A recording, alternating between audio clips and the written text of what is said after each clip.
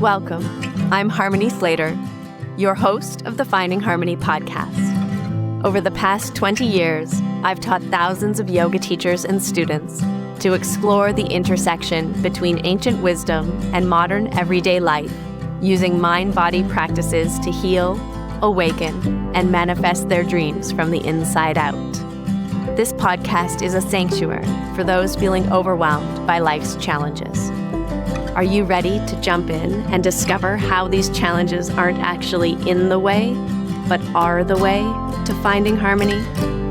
Let's invite the magic back in. So if you've been here a while listening, we often talk a lot about what happens when your spiritual practice begins to evolve, when the path you've been traveling on starts to fade a little and you find yourself bushwhacking through the jungle of spiritual practices and new experiences. Well, today's guest knows that pilgrimage isn't always about the places we travel to, but about the ways that we are transformed along the journey. We are joined, Russell and I, by Cory Michael Bryant, who is our guest, and to many you may know him as the Spiritual Pilgrim.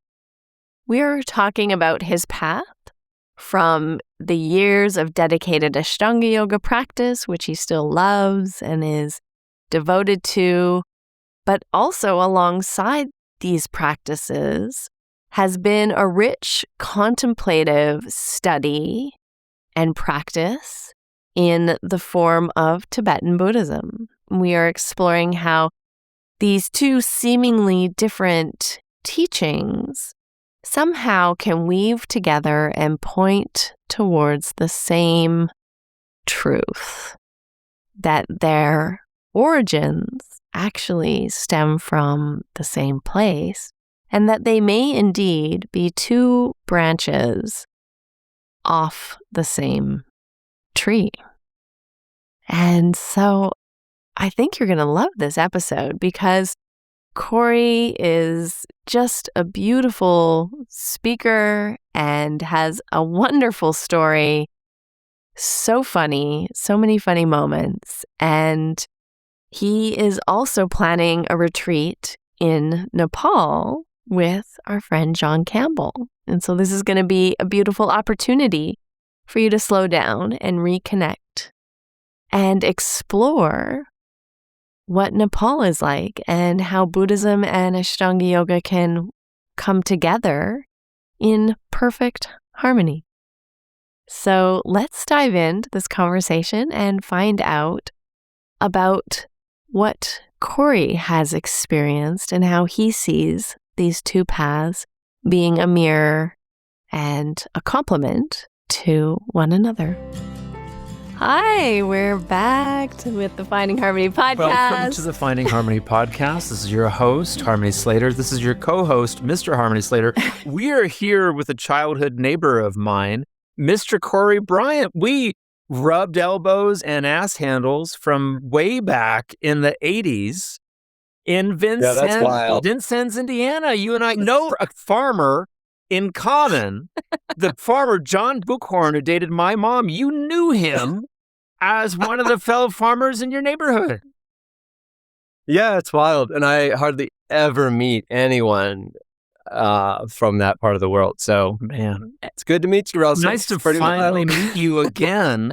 I've been wondering where you've been, man. I'm like, where did Cory go?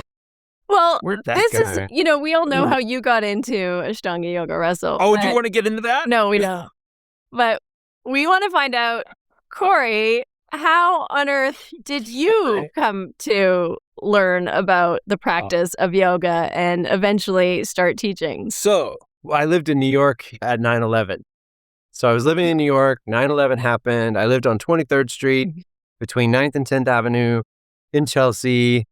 It's an emergency route, so it was just nonstop, like mayhem, and it was very disruptive to the nervous system. Only at that point in time, I was very disconnected from all of that. It's just like, whatever, I got it. I'm good. Were you in But, finance at the time? Is that what you're doing? No, I have a PhD in food chemistry. Oh, and that's I worked right. for a flavor and fragrance company. Yeah, okay. Yeah, Yeah, I saw that. located in New York. I remember seeing that in your Yeah. CV. That's right. He's a chemist. We can ask more questions about serotonin 2A receptors later, Harmony. Go ahead. So this weird thing happened where like a patch of hair fell out on both sides of my head. Oh. And I have a lot of hair. Like I'm 56 and I still have, it's like, and so that was very strange. It's like, and I went to the doctor, and my doctor, back then I actually had a doctor. Yeah, right. So, and he was like, Cory, do you think maybe you're experiencing a higher level of stress? And I was like, what?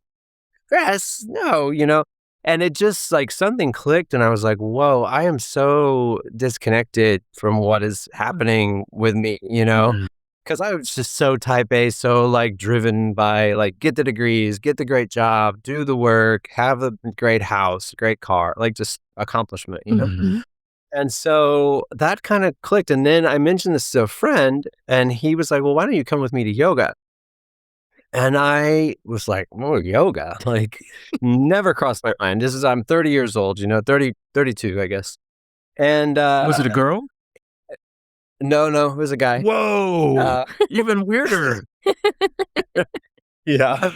He said, well, I'm going to take you to Jivamukti, but before I do, you should go to the Integral Yoga Institute, which was down on 13th Street. Yeah. It's an institution. You guys probably know it. And take this like intro course. So I did. And I have this vivid memory of going to this intro course, and it was taught by this older woman in all white with a turban. And it was in a dark room, and it was super, super calming and quiet and easy, like super easy. And I was like, oh, I got this, So I did this thing. And then the hardest part was just laying there, Yeah. And then I said, okay, I'm ready. So he takes me to Jivamukti. Well, my first class was with Sharon. Oh, Sharon Gannon. nice. Oh, yeah. Yeah, with Sharon Gannon. And it blew my doors off in so many ways. I mean, first of all, she started with this like PETA video that like horrified me. And I'm this farm kid, right? Must This is like be vegetarian. Yeah. And I was like, what is happening? So that was like a bit repulsive. I was kind of like, what is happening? Then the class itself kicked my butt. Like, I mean, I was a sweat puddle of mess, and my friends kind of chuckling, and it was huge, like so many people there, and there were like famous people. Yeah. It was such a scene, but it changed my life. Like that class changed my life. And I kept going, and I studied mostly with Sharon, David, and Ruth Lauer-Maninti. Yeah. And they were all students of Patabi Joyce, and they referred to him frequently. And I was kind of like, all this was new to me. And every single, like the word guru, like all of it. And I was like, what is happening? But I love it. But even Patabi Joyce eats more animals than Sharon Gannon. It's ridiculous. Well, yes, it's true. And it planted a lot of seeds that I'm still, bringing forth to this day. And I love them and respect them tremendously. So that was great. But it also introduced me to Ashtanga because they were talking about this guy, and I was like, who's this? And then I did Jivamukti teacher training in 2008. Wow, with David and Sharon. Yeah, with David and Sharon. Yeah. I think a couple of years before that, I went to a led primary. I was kind of like, oh, okay. But You're like, where's the music? And like the neck rub at the end. Yeah, and I did love the music. I gotta admit, like the music, especially like So when I was at the teacher training, one day I happened to go into the like main hall when no one was in there, and there was this like partition, and behind that partition, David was practicing, and I saw him practicing, and I was like, what's that? Sick. Like I think it was third, maybe fourth or parts, and I was just blown away by it, but also thought, I mean, there's no way I can do that. And I used like at back then too, I was like really jacked up. And David used to crack up because he'd be like, okay, here we go. Like trying to move my muscles into the postures, So, but I was very inspired by that. And then a lot transpires in all this time, but in 2011, 12, 13, I was working for the Food and Drug Administration and traveling the world a lot. I was hardly ever in DC, which was home. And so I had to take my practice on the road, and I couldn't really connect with David and Sharon that much anymore at that point. And I thought, well, what's a way that I can like connect with them, connect with David in particular, because he was very inspirational to me. I thought I'll learn Ashtanga. So I took David Swenson's manual with me. I was living in Beijing. I started using that manual and trying to teach myself the postures and do the series. I did that in 2012, 2013.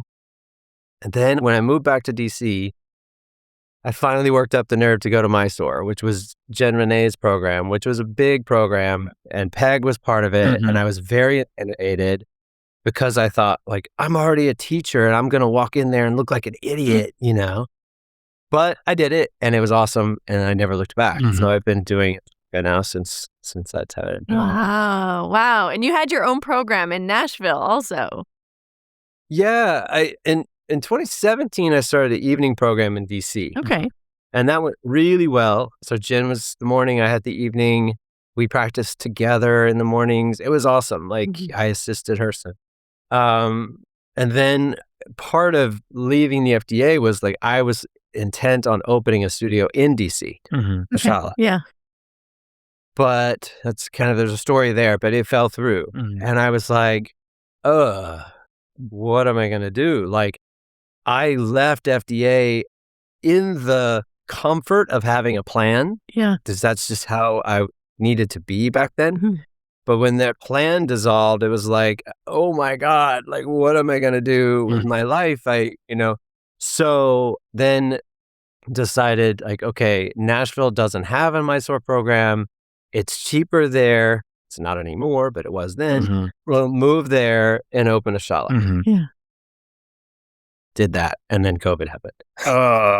Brutal. Oh, yeah. That thing. I remember that. Yeah. You know what was so crazy for us in particular in Nashville is that we had one of the most devastating tornadoes come right through the city. I mean, right by my house, right by my shala, through downtown. It like annihilated so much stuff. And that happened 1 week before we had to close for COVID. Mhm. So, I mean, our neighborhood and Nashville was just turned upside down. Like, Oh, Mm. wow. it was a lot. Yeah, what A an lot. experience. Can I just ask a little bit about your family situation? Yeah. You described growing up, near Western Kentucky, and I had mentioned that to Harms. Like, I know Western Kentucky. We lived in the foothills, in Southern Illinois, Indiana, and the foothills of the Appalachians, but it's just so Baptist there. And then you've got all these German and Scandinavian Lutherans in Southern Indiana. I've sat in rooms where people with long hair have been told they were satanic in front of me. That was not uncommon. That's not an uncommon situation in the 80s, late 80s. Are you getting away with this? How are they coping with some of your lifestyle choices? I mean, you might as well be gay. Well, I am. Well, I mean, I really am kind of sick of labels. Yeah. But yeah, I came out at least as not perfectly straight. Mhm. And Yeah. and I was married for almost 22 years. Wow. To a man, and he's Wow. awesome, and I love him. And but that's been it's a huge. It's been a huge journey. I mean, I like know what it's like to grow up in Southern Indiana and be different. Yeah. I did everything under my power to hide that, and not only hide it, but like be as popular as I possibly, it was like my daily goal to be popular. Oh. And I was also a bit of a mean girl, so like I did overcome, like there was a lot of patterns there that I've worked with over the years, especially in these last 24 years of practicing yoga and meditation. But it's not been easy by any stretch. There have been lots of phases to this journey. But what has got me to this point is my practice. And when my parents mentioned living here, like we chose Nashville because it was like, okay, it's in the South, but it's still pretty, like it's progressive for the South, and especially East Nashville. Like East Nashville's super cool and super like, so we'll be okay. But it was a big difference. DC is the gayest place on there. Like it's like so gay there. And also it's like the most Democrat in America. So like DC was such a bubble, and I lived there for 16 years. Like, and then New York for 4 years before that. Yeah. So for 20 years, I was in this very comfortable lane in terms of just expressing myself in whatever way I wanted to and not really having to worry about it.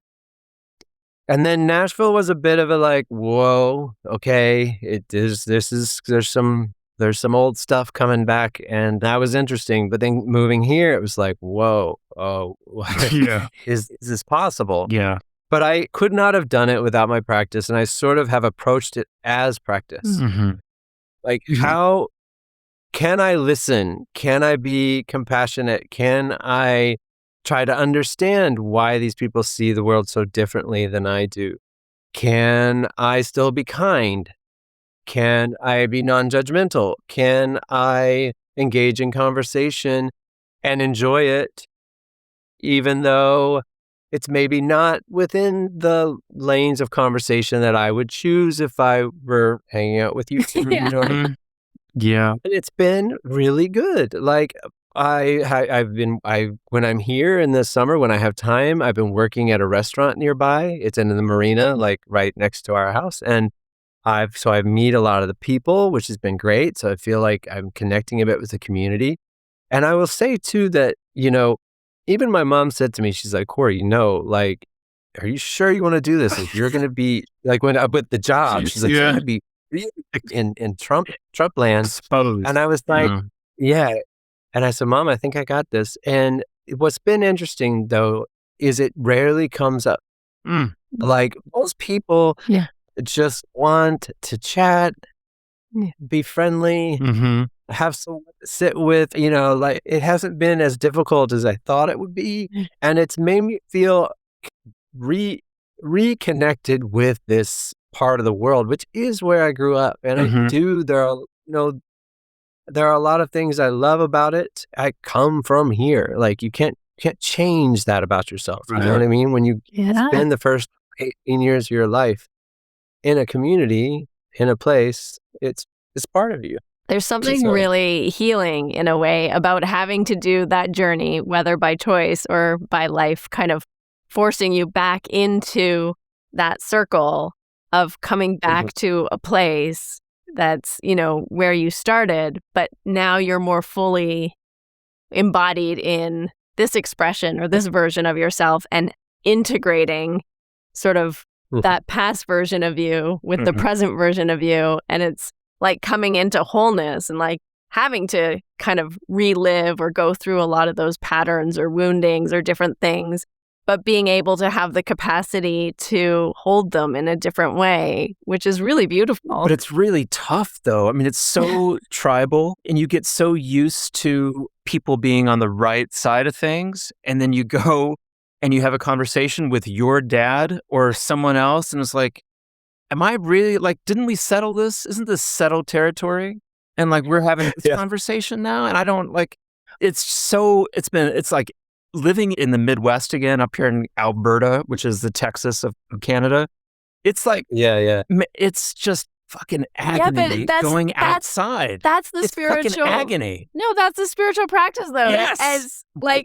As Cory said, it's the opportunity. Like relationships and business are the biggest opportunity, I think, to like use for your spiritual practice, because they make you confront yourself and all of your own obstacles. Because if you're triggered, the trigger's in you. They're also wrong. Yes, for sure. Yeah, but it's like, can you put that aside and be with the experience as it is and see what that's doing with you? Like, I think one of the things that's been most helpful for me in the last few years has been exploring the 37 practices of a bodhisattva, which are mind-blowing because they turn all what we think of as societal norms upside down. Mm-hmm. Someone slanders you. Oh, well, thank them for making you look at what might be some of your faults and treat them as your teacher. I mean, it's like, what? Mm-hmm. Are you nuts? Yeah, but the Dalai Lama said that about the Chinese.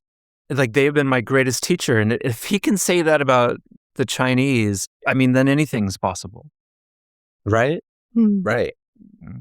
So tell us a bit more. I want to know, because you brought up the 7 practices of the Bodhisattva. 37 practices. So, I mean, Tibetan Buddhism and Buddhist meditation and Buddhist practices are like very much a central focus of your spiritual practice and your life. How did that happen? I mean, we learned about the Ashtanga Yoga, but this is like a whole other branch of yoga that... It is, and it was a different journey. So in 1998, I went through my first relationship breakup with a guy, and it was very devastating for me. And as you might recall, in 1998, AIDS and the AIDS epidemic and the fear of AIDS was very prevalent. And I was petrified, and I clung to him for dear life because I thought, well, as long as we're together and we're monogamous, like, I'm safe, and I can still be gay, but I'm a good gay. Yeah. I'm like still, as close to being a Christian okay as I can be in this, so there were a lot of reasons why I was really clinging hard to that first relationship. Were you a card-carrying log cabin Republican? Is that what you're telling us? I wouldn't say that, but my liberal side has definitely blossomed over this year. So the log grown and grown and grown. The log cabin Republicans are the wing of the Republican Party that's made up of gays and lesbians. Probably not a lot of lesbians, honestly, but go ahead. Crazy. Yeah, I don't even understand. But that happened, and I was devastated. And a good friend of mine, she gave me this book. I was living in Northampton, Massachusetts. She gave me this book, When Things Fall Apart by Pema Chödrön, which a lot of folks are familiar with. This is such a great book. It's so helpful when you're going through difficult times. And that was my very first exposure to Buddhism. So much like that first exposure to yoga, I mean, it was just like it came, and I didn't have any background really. And I read the book. I found it really helpful. It made me curious. And so then from there, I read a lot. I started reading more books. I went to a few Buddhist gatherings, meditations, things like that. But it was very interesting because for a lot of years, I felt like the yoga that I was doing and the meditation, the Buddhist practice I was doing were just very separate. And when I would try to find ways to connect or question, there wasn't a lot of support coming, especially from the Buddhist side in the West, in the US. I would say that's not the case when I finally made it to Nepal, and I could get to that. But so that was my introduction. And so for many years, I was just kind of like I was thinking, well, there are connections here. And then when I finally did go to Nepal, everything just started to fall into place. We have looked at and presented information on Vajrayana and Yantra Yoga. Chödrön Rinpoche is someone that we had kind of brought up and we talked to about as a kind of way of maybe establishing that there was an actual link between Ashtanga Yoga and the myth that it had its origins in the Himalayas. In the Himalayas? Yeah. I mean, there's more practices. Yeah. The whole thing. There's a lot of, it's really cool because there is a lot of scholarly activity around that these days, and we are learning more. I would just say that in my own experience, the connection feels undeniable. Once the door was kind of open and I got support from my teachers in Nepal, I was like, whoa, like I think that there's a lot of really great common ground between Ashtanga and Vajrayana, but I don't think that that's it's become less of a mystery to me because I really do think that it's coming out of the same time and place, historically, geographically.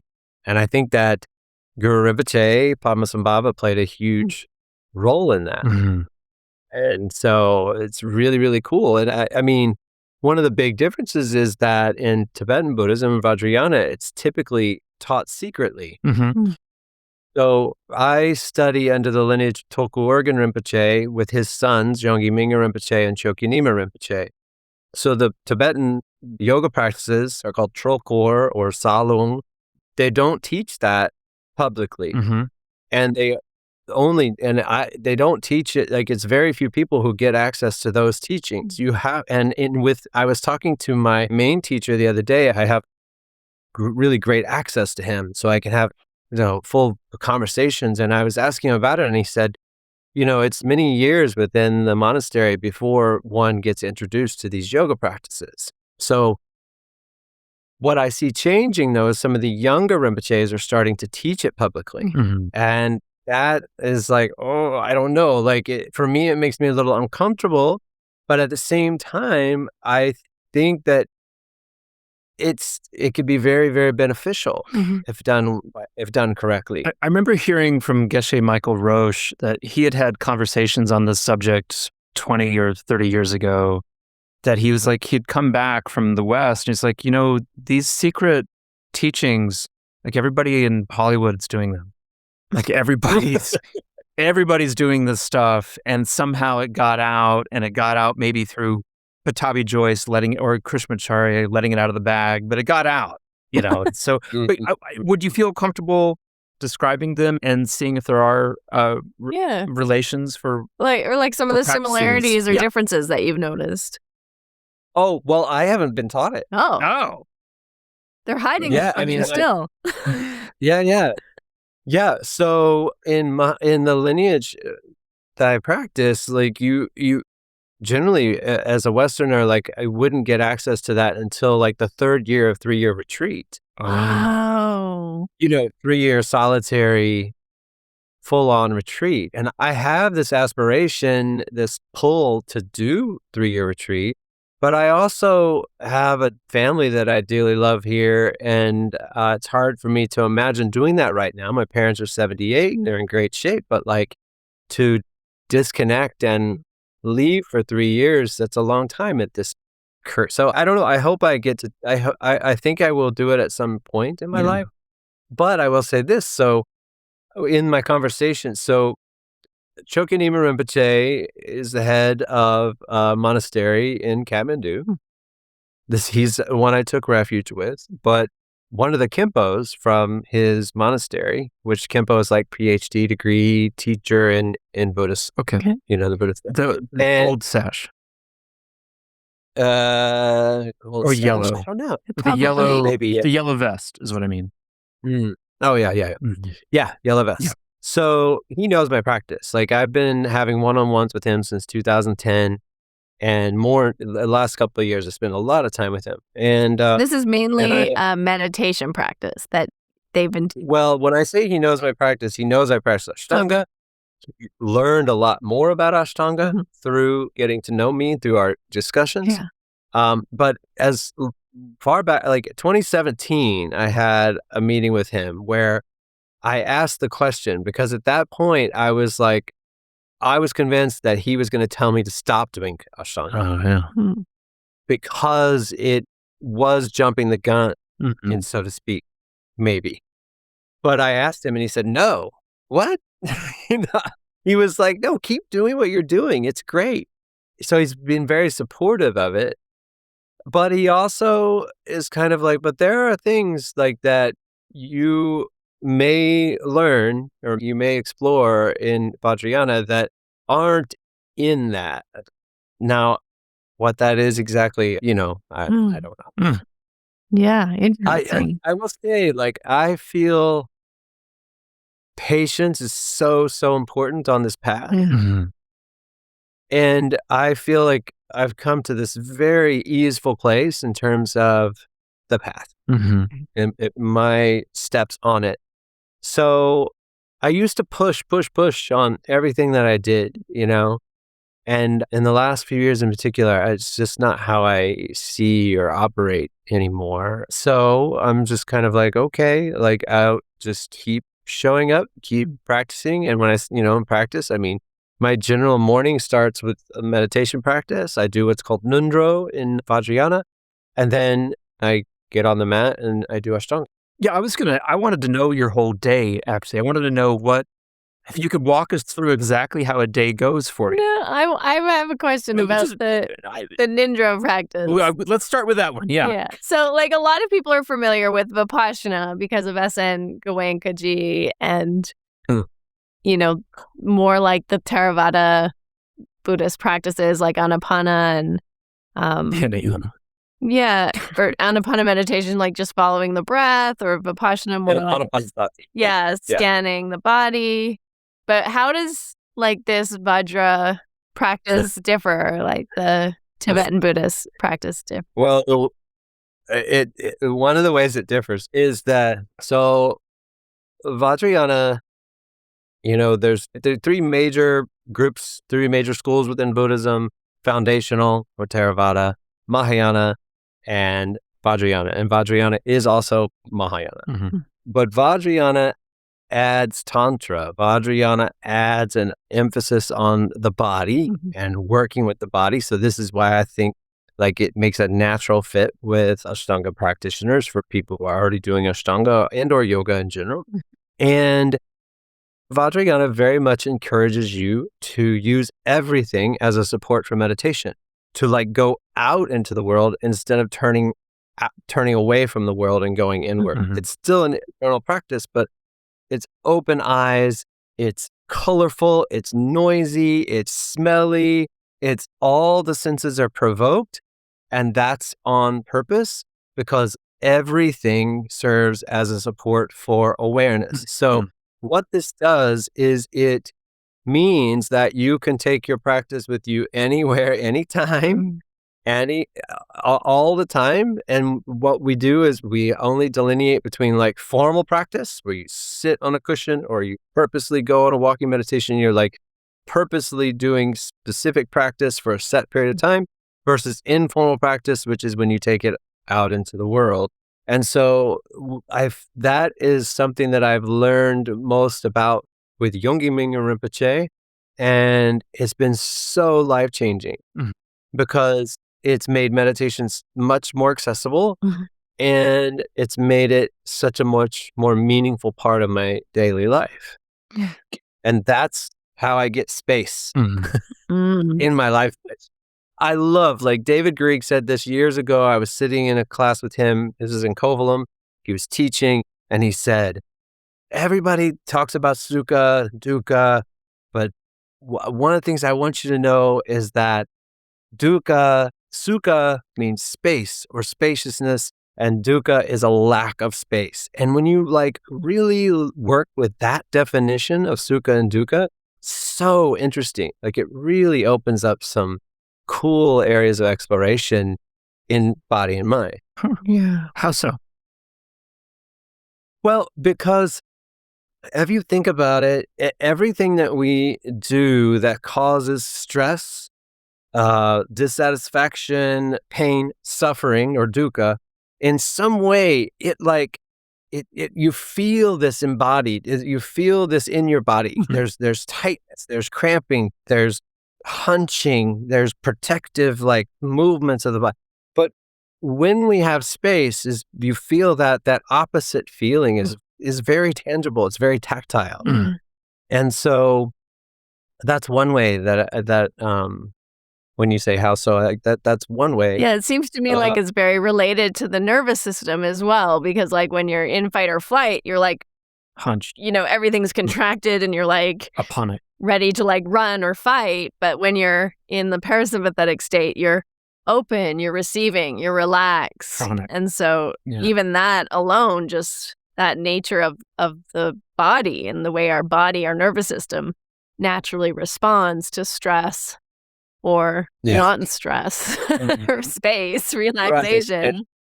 Right. The Vajrayana posture, the 7-pointed posture of meditation, in my way of thinking, that's the ultimate asana.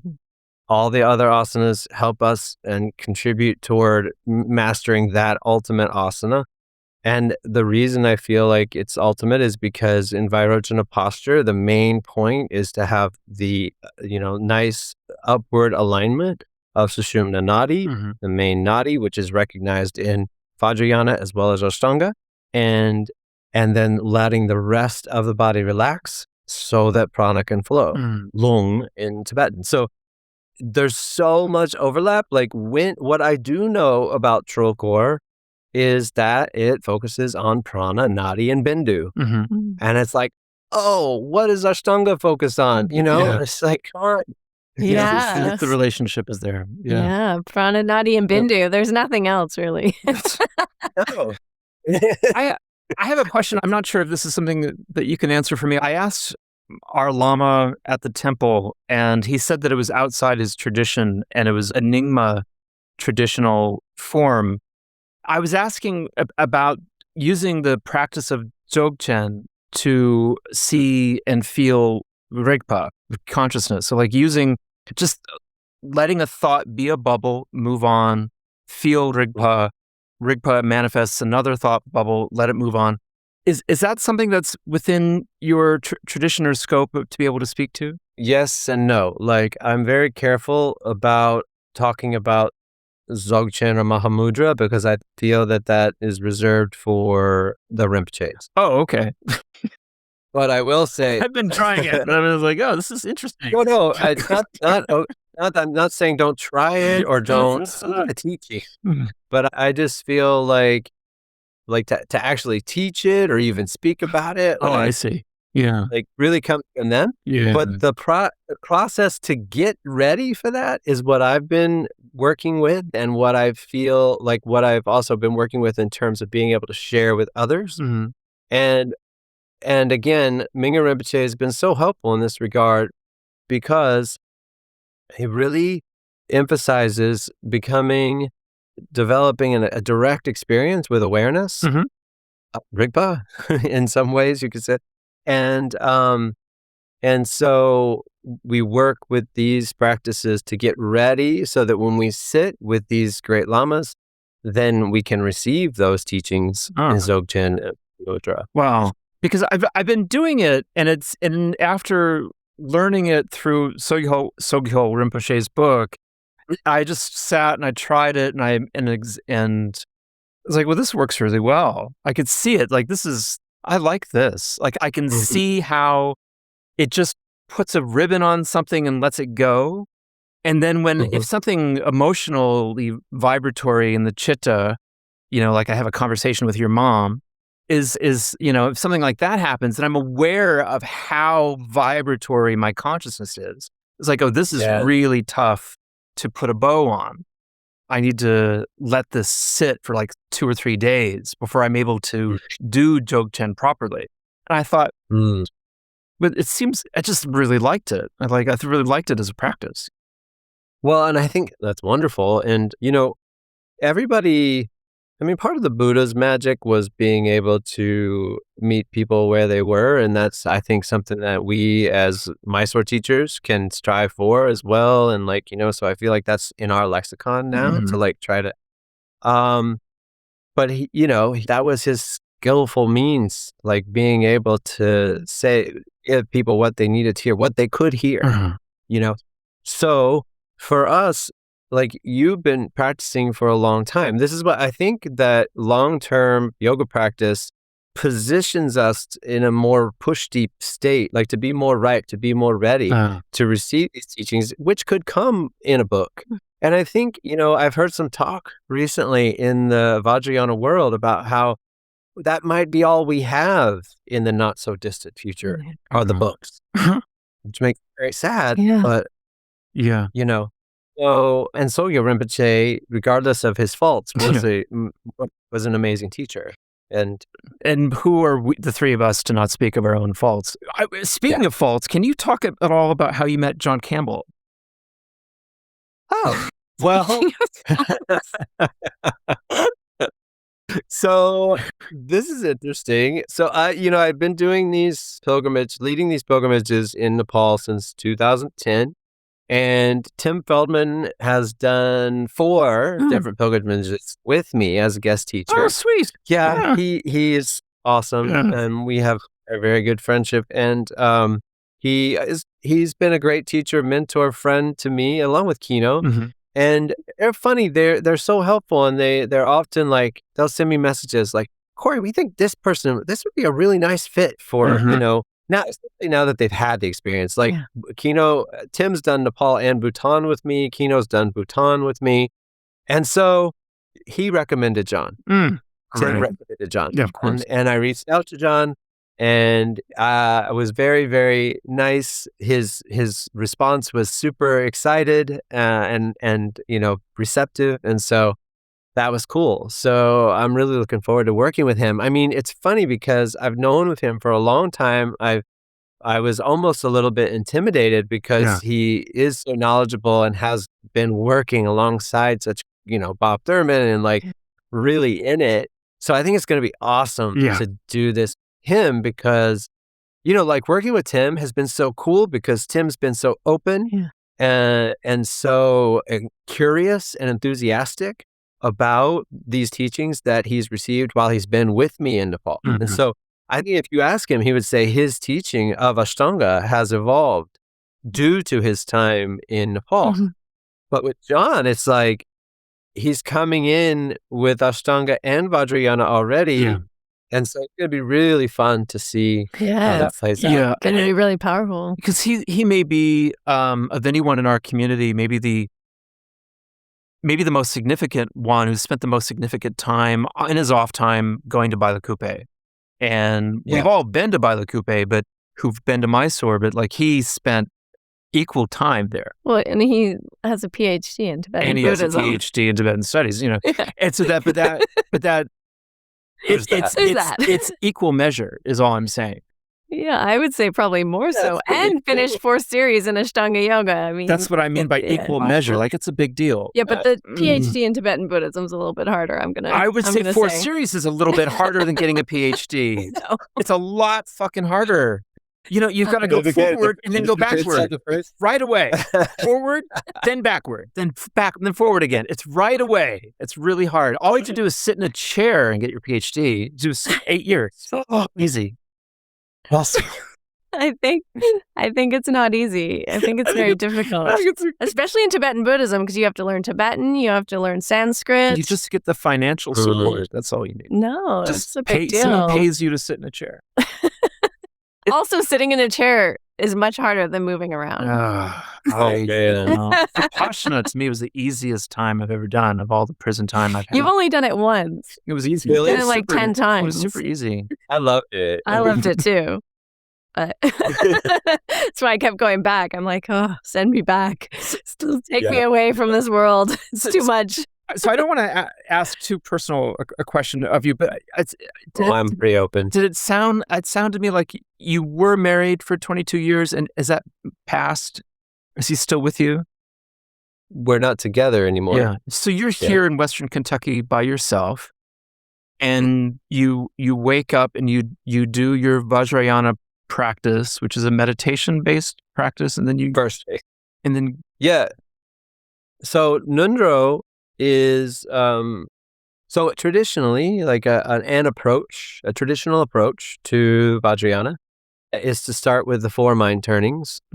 So you work through meditative practices, meditative contemplations of precious human life, impermanence and death, karma and interdependence, and samsara and suffering.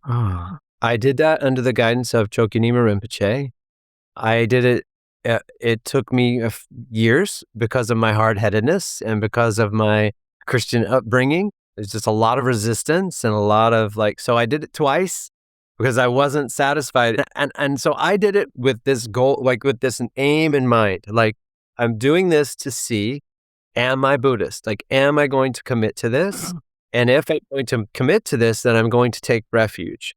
And to me, that act of taking refuge was very significant, and I didn't want to do it without being certain. And this is sort of related to my scientific background and all that. It's just Tell me more before you go on about the challenge of being raised in this very Christian culture, and then the confrontation with Buddhist ideology and principles. Is it the Jesus thing? Is that it?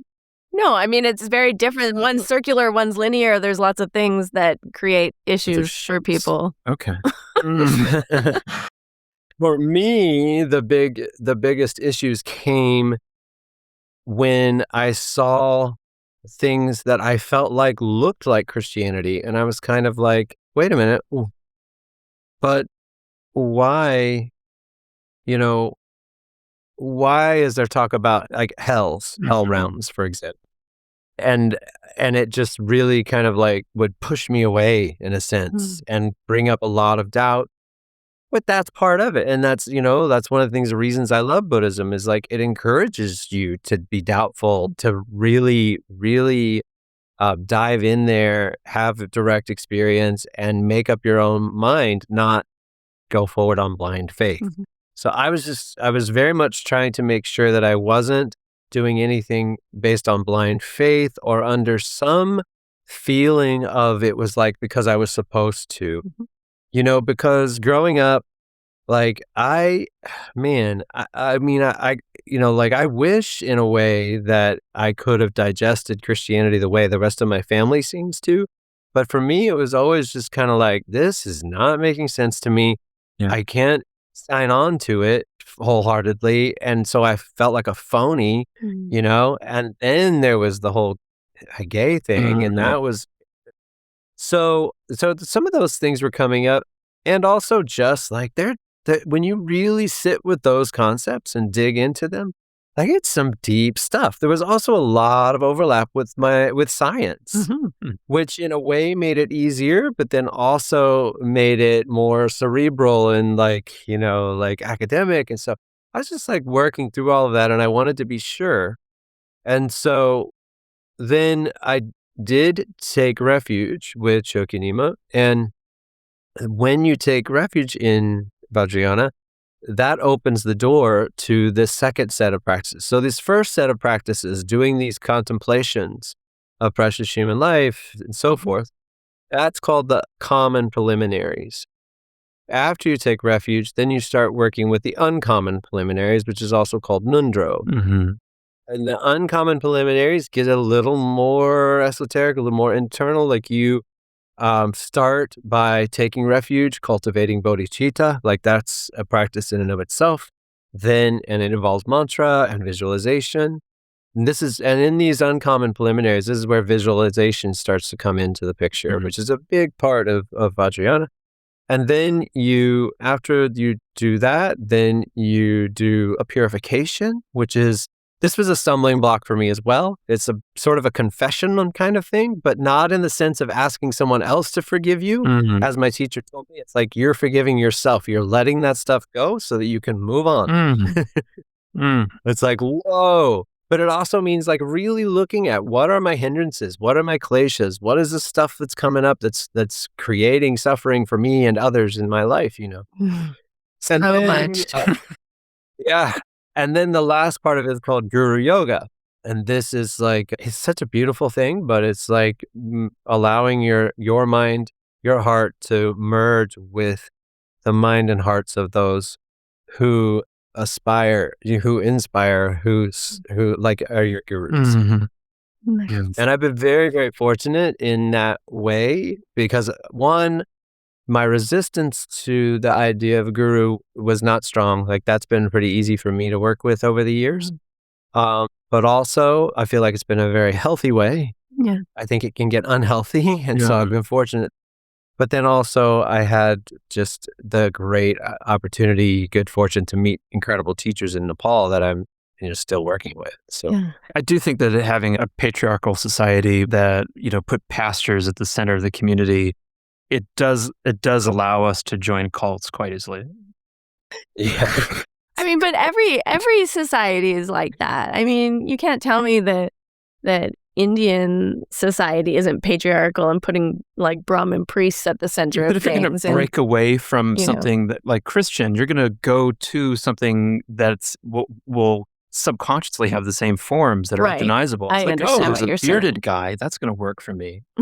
Yeah, but the whole world is based on this patriarchal hierarchy. Yeah. But I think this is also interesting, like because anything can have a good side, of like, a positive and negative. Like, so a cult isn't necessarily a bad thing. I think religion isn't necessarily a bad thing, but it can be a very debilitating thing. Like all of these are like based on your mind, first of all, but like how you approach it. We project onto those words particular connotations, and I think all religions stem from cults, and all cults stem from a mystic experience that someone is trying to share. And you can decide whether that's negative or positive. Yeah. I mean, like these days, the word political is seen as such a bad word, especially around, but to be political is not a bad thing. Like it means you care about your community, like you're motivated there can be compassion and love behind that, not power and greed. Yeah, I think many great philosophers said that to be human is to be political. So you are political whether you by nature. want to be or not, because we're social creatures, we're social beings. Yeah. That's the very foundation of politics is social, like being a social creature, right? I mean, gorillas are political too. Highly political. We watched that Attenborough documentary. They are extremely political. Like they're sizing each other up constantly. Tell us about your, are you training? Do you have a meditation training program? And tell us a little bit about this trip to Nepal. And oh my gosh, sign us up for the next one. Well, do you mean, by training? I don't know. The training that I Yes, do? the training that you're doing, that you are teaching, leading, guiding, offering. Yeah, so, then I'm leading.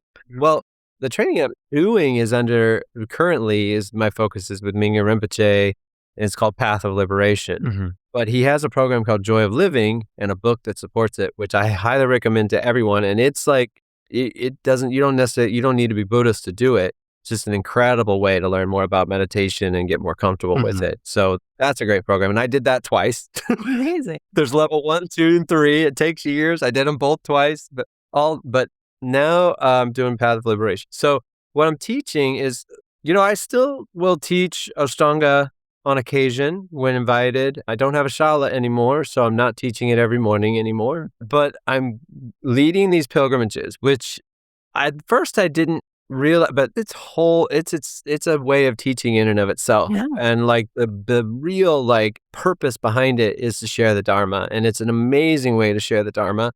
And I've seen so much benefit for so many people, and that's what keeps that fuel going to keep it up, because there are parts of it I don't like. I hate selling stuff. And so that part, the marketing, the Instagram part of it, I wish I didn't have to do, but so keeping that up. I'm teaching on Omstars, which has been awesome because they have been really supportive and giving me the opportunity to teach various things within the Buddhist world. So mostly in Buddhism and meditation. And when I do that, I've really been thinking about it in terms of what would have helped me back when I was trying to figure all this stuff out. Because I feel like in the West, sometimes people can, in the Buddhist world, I hate to say it, but sometimes it can get a little bit difficult to get access to the information or something. Almost I don't know how to explain it, but no one really told me about this process that I've gone through in a way that could have made things a little smoother. So I've just been trying to. You weren't given a syllabus. No.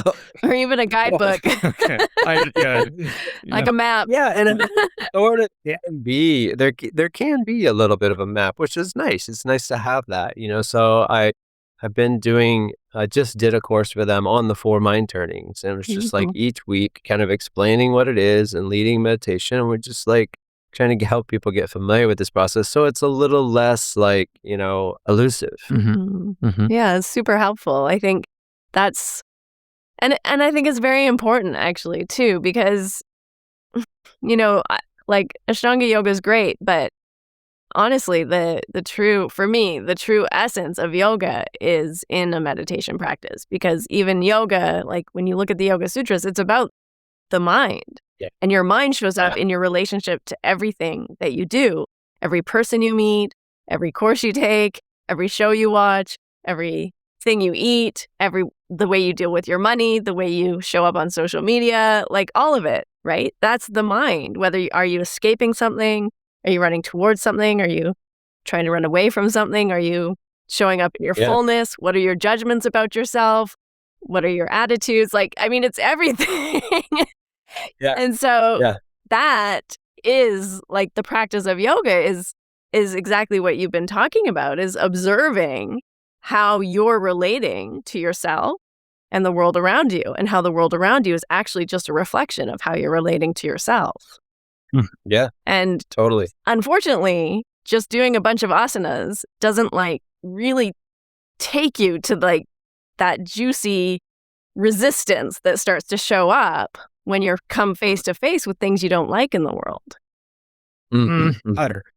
No, it doesn't. No, because when I started the practice from day one, I encountered discomfort, was encouraged to breathe in the face of discomfort. Now, I know a lot of ladies at home don't experience discomfort in their practice. They have a really nice time. I have never had a nice time doing asanas. And so I was constantly adjusting my breath and my mind in right in the face of how incredibly nauseating this experience. Yeah, but it's only in one element. It's like a lot of people don't take that aspect and translate it into every aspect of their life. Help me out, Cory. Don't you take that aspect and translate it to every other aspect in your life? I don't think people do. I think Cory and I do because it's a gender issue.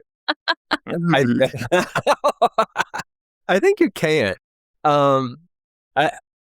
David Garrigues said something years ago that was very helpful to me. He referred to an asana as a meditation device. And I was like, whoa, that's an interesting way of, characterizing it. And I got to thinking about it, and it's like, the postures can serve as an opportunity to connect with, to recognize awareness. So like Mingyur Rinpoche says, awareness is the essence of meditation.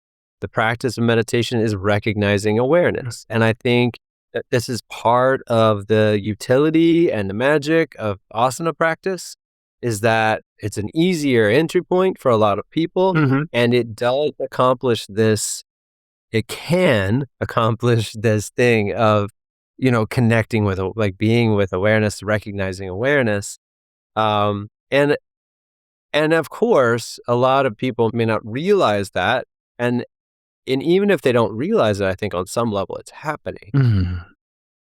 But I agree. I think that there is an element, if we can bring all three of us together, I think there is an element of scaffolding all of these limbs and all of these noble truths on top of one another as we climb. Yeah, because even use these elements. Even if you still want to be angry, that's fine. Because even the 8 limbs, I mean, asana is like one aspect of it, the whole thing. And it's talking about taking a seat. It's talking about like sitting there to be comfortable. It's not talking about working out every day to the point of exhaustion because you can't stand gaining 5 pounds. When I do yoga, I'm often just sitting there. But go on. No, but I mean, I'm just talking about the addiction to Ashtanga that develops, and everyone's so scared to like gain weight and like lose their asana practice, and like they've so identified with this practice that now their self-worth is tied to it, and that's like so much the opposite of what yoga is trying to do, which is trying to free you from your attachments. But it also and your identification. The mind does that in every single thing it does, including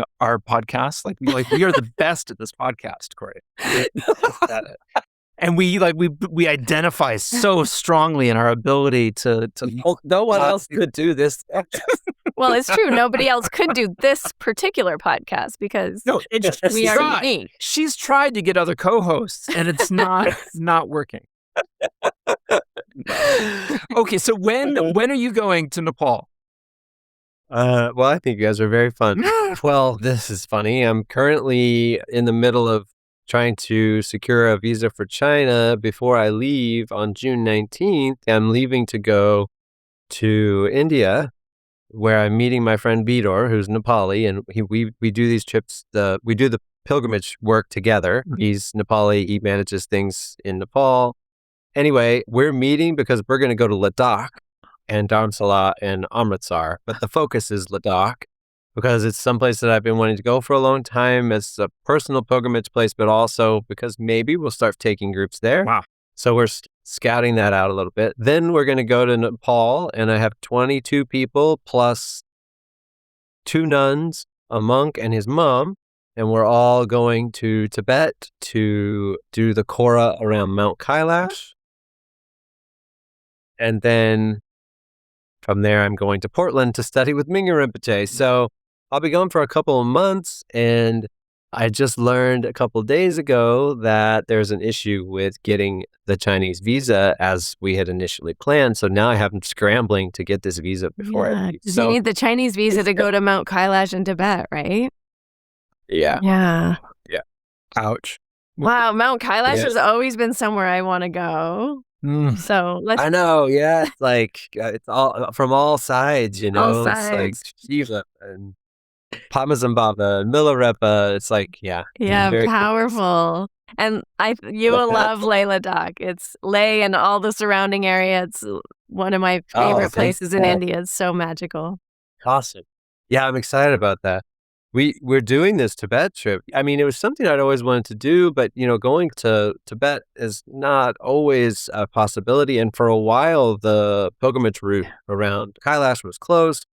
But about 1.5 years ago now, my friend Peter and I were up at the nunnery visiting one of our teachers. Her name's Ani Gantara, and she's 69 now, but at the time, she expressed this desire to go to Kailash again before she passes. And it just immediately, I looked at Peter, I'm like, we have to take her. Because in 1998, I think it was, or 6, my grandma at a family Christmas, I had a big family, all the farm family, like everybody there. And she announced that she wanted me to take her to Jerusalem. And I didn't. Oh, like it did. You know what I mean? Like I would have, but like it didn't happen. So when Ani said that, I just immediately was like, "Oh my God, I'm not letting that happen again." So we're taking her. It's happening. That's beautiful. Well, tell everyone where they can connect with you and follow your adventures and your journey and your travels and join you on the pilgrimage if they want coming up in September. What's the deadline to sign up for that? Well, the deadline is either when it fills up or it would be like mid-August. Yeah. You can find me and you can find the information at thespiritualpilgrim.com. So The Spiritual Pilgrim is the name that we came up with for this pilgrimage business that we have. And yeah, we've got that trip coming up with John Campbell, but we also do ton. And we do a really awesome trip in India where we go to the main 4 pilgrimage sites of Buddhism. It's where the Buddha, where he gave his first teachings, where he was enlightened, where he died, and where he was born, in that order. Amazing. And so, yeah, that's where you can find me. Beautiful. Well, thank you so much for coming on. It was such a enlightening conversation. Yeah. Well, you. Nice to spend this time with you. Yeah. Hey, before you sign off today, I wanted to invite you to an intimate group experience, a small group that Russell and I are curating. We're holding space for people who want to go deep. We're curating a beautiful experience with 2 other facilitators who are not just friends, but are family to us, and it will be happening in early November. This will be on the west coast of Canada, and it's going to be an incredible time to truly slow down, to get off your devices, a place to reconnect, and remember who you are beneath all of the noise of everyday life through art, therapy, yoga, meditation, breathwork, and different embodiment practices, nature immersion. This weekend retreat will hold so much power and potential for your growth. This space will be held in a way that is truly there for your transformation with care and guidance and the conditions for doing some very deep listening and deep healing work. I cannot wait to be offering this incredible experience to a very small group of lucky individuals who want to join us for this journey. So if you would like to be included in this journey or you want to know more, then please reach out to me. You know where to find me on Instagram, and I would love to share with you more details about dates, times, and places and costs for this incredible experience. That's it. We've concluded another episode of the Finding Harmony podcast.